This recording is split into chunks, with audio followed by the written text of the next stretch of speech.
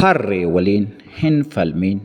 Guyyaa tokko qeerransaa fi harreetu utuu waliin haasa'anii harreen miira keessa galtee margi cuquliisa ittiin jette. Qeerransis lakkii maal taatee harru margi magariisaa ittiin jedhe. Harreen garuu lakkii margi cuquliisa jettee falmii keessa gallaan utuma waliin falmanii falmii guddaan gidduu isaaniitti ka'e.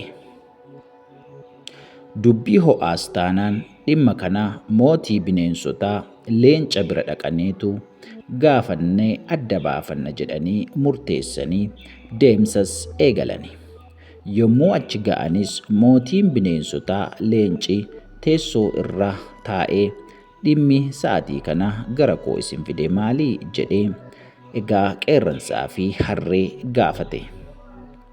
Ariitiidhaan harreen qeerransatu margi cuquliisa miti naan jedhee naaf adabamuu qaba jettee dhimma isaan fide dursitee ibsatte. Mootiin bineensotaa leencis qeerransoo atoo maal jettee jedhee qeerransaa gaafate. Qeerransis margi magariisa malee cuquliisa miti jedheen.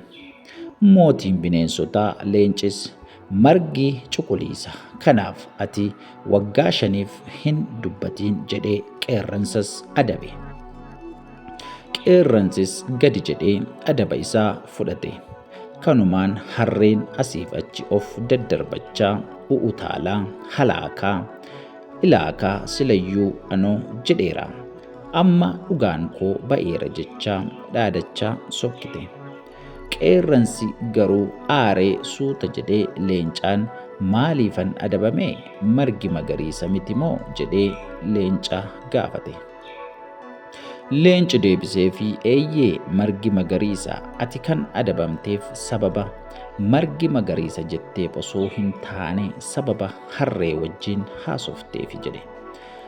Ammas sittan hima warra dhugaa jal'isan warra dubbii micciiran warra mudaa kee lakkaa'an biratti yeroo kee akka hin fidne isaan biratti cal jedhi.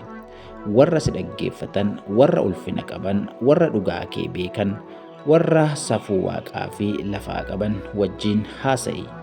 Isaan wajjin ooli isaan wajjinis mari'adhu malee harree wajjin hin falmiin jedheen jedhama. Dhugaa dubbachuuf kun wanta ergaa guddaa fi ergaa jabaa qabudha. Barreeffama yookaan viidiyoo kana irratti wantoota nuti isiniif dhiyeessine kun wanta qoosaa miti. Iddoo sin madaallee fi nama sin madaalle biratti dhaabattee wal falmaa ooluun bu'aa hin qabu. Namni sin madaalle yookaan namni ga'umsa hin qabne hammuma beekuu fi hamma beekumsa isaa siin falma. Ati garuu osoo beektuu osoo wanticha sammuu keetti beektuu dhaabattee yoo ittiin falmite kan wallaalessiisoo hin taane namicha sana osoo hin taane si isatu beekuu ittiin falmudha. Kanaaf wanta beektu tokko lafa sin madaalle dhaabattee wajjin falmuun sirra hin jiraatu.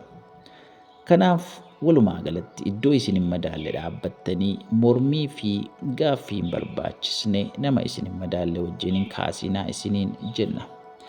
Ergaan kun ergaa salphaa miti nama hubateef waan jabaadha. Dhugaadhumatti qeerransi gadi deebi'ee harree wajjin gaafa wal falmoo hagam akka isinitti dhaga'amu baraa. Egaa atis waan naannoo kee jiru ilaaltee gadi buutee isaanii wajjin yeroo falmitu situ gadi bu'e situ xinnaate. Kanaaf kana booddee iddoo sin madaallee iddoo ulfina kee itti dhabduu fi iddoo itti waan sii gadiif sii malee ta'etti dhaabattee yaada keef qalbii kee hin hiriinin siin jedha. Yoo barteef yoo dhaggeeffatteef yoo itti fayyadamteef viidiyoon kun ergaa guddaa qaba siif hojjetame. Kanaaf adaraa keen siin jedha. Waan gootu hundumaatti qalbeeffadhu. Lafa sin madaalle hin dhaabatiin nama sin madaalle wajjin mataa of hin dhukkubsiin falmii hin taane keessa hin galiin. Jabaadhu hojjedhu waan si madaalu wanta itti jijjiiramuu dandeessu hojjedhuun egaa dhaamsa nuti isiniif dhaabnee fi galgala kanaa isiniif erginudha jechuudha.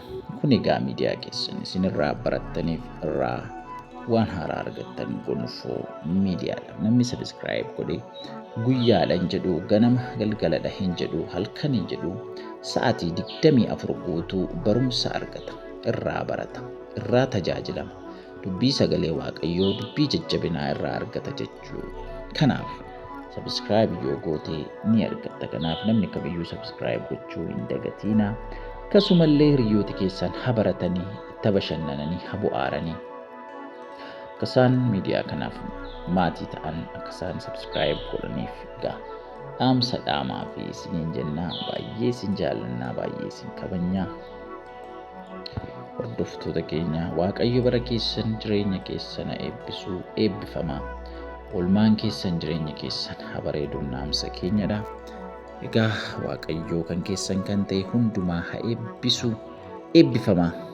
Wanta kanarraa akka barattan shakkii hin qabnu, namootaaf qooda ammayyuu isiniin jenna. Waaqayyo mallee jireenya keessan haa eebbisu, bara keessan haa eebbisu. Shalom. Iddoo isin jirtan, lafa isin jirtan nageenyaan kan guutame ta'uu galatooma.